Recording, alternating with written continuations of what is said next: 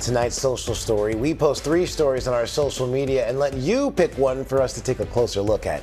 In this week's choices, high-stakes races we're watching ahead of Election Day on Tuesday, the nationwide penny shortage and how it's affecting businesses, and the massive comet that's now on the move through our solar system. And with 39% of the vote, you chose the hotly contested races to watch on Election Day and their very local and national implications. And here to help us break it all down is Ashley Koning, the director of the Eagleton Institute of Politics Center for Public Interest Polling and an assistant research professor at Rutgers University, and City Hall reporter for the New York Post, Hannah Fierick. Thank you both for joining me. Ashley, I want to start with you. New Jersey's gubernatorial race is one many are keeping a close eye on. What are you watching for in this race between Mikey Sherrill and Jack Ciattarelli? This has certainly been a competitive race here in New Jersey with both statewide and national implications. I think what we're watching right now is early voting up until the very end, which was actually today. We've seen over 1 million have either cast their ballot in person early or via mail, and there is a significant Democratic lead here. So now it all comes down to Election Day turnout and getting those final mail-in ballots in and the final push from each one of these candidates. Now, Ashley, how does the outcome in New Jersey potentially help set the stage for midterm elections in 2026? Yeah, that's a great question. I mean, this has huge implications for the playbooks, the roadmaps that Republicans and Democrats nationally are going to take forward with them based on what happens in New Jersey. We have what's considered a blue state at the federal level, electing a Democrat for president probably for the past several decades here since the Bill Clinton years. And if it's going more red, are we going to see a Republican victor here? Are we going to see a Democrat?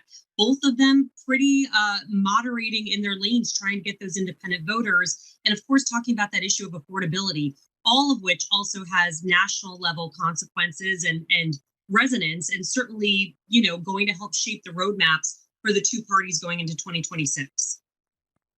I want to go to you next, Hannah. Let's talk about the high stakes for the mayoral race in New York City. What can you tell us about the early voting numbers and how the candidates are doing in the polls right now?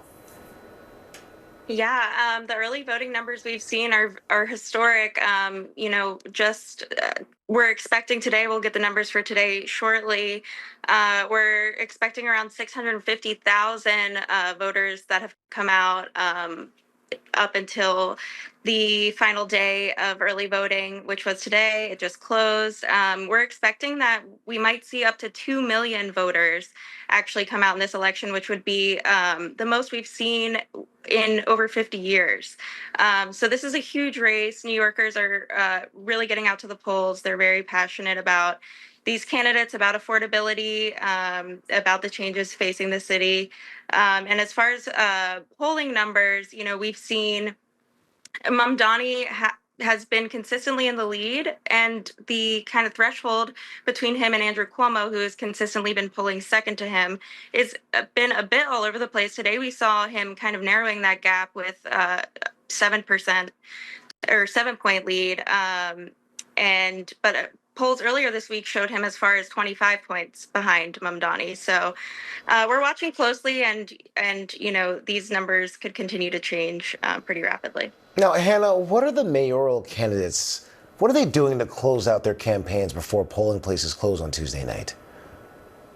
I think the message from the candidates has really been to get out on the ground and meet these New Yorkers in the final days of voting. We've seen Cuomo actually going out a bit more than he has up until this point, and he's really trying to siphon off some votes from the GOP candidate, Curtis Sliwa. He just on Friday went out to Brighton Beach, a Russian community that has heavily been a GOP community voting Republican, and he went out there and pretty much directly appealed to them. His message has been in these final days of the election, a vote for Curtis Sliwa is actually a vote for Zohran Mamdani. So he's really trying to, like I said, kind of take those votes away from Sliwa in hopes that, he can appeal to these voters that really don't want to see a Mamdani mayoralty. And Mamdani has been kind of doing what he's always been doing, going out, meeting his voters, the younger demographic. He had been out in Brooklyn, actually, last night. He was out late night, going out to bars,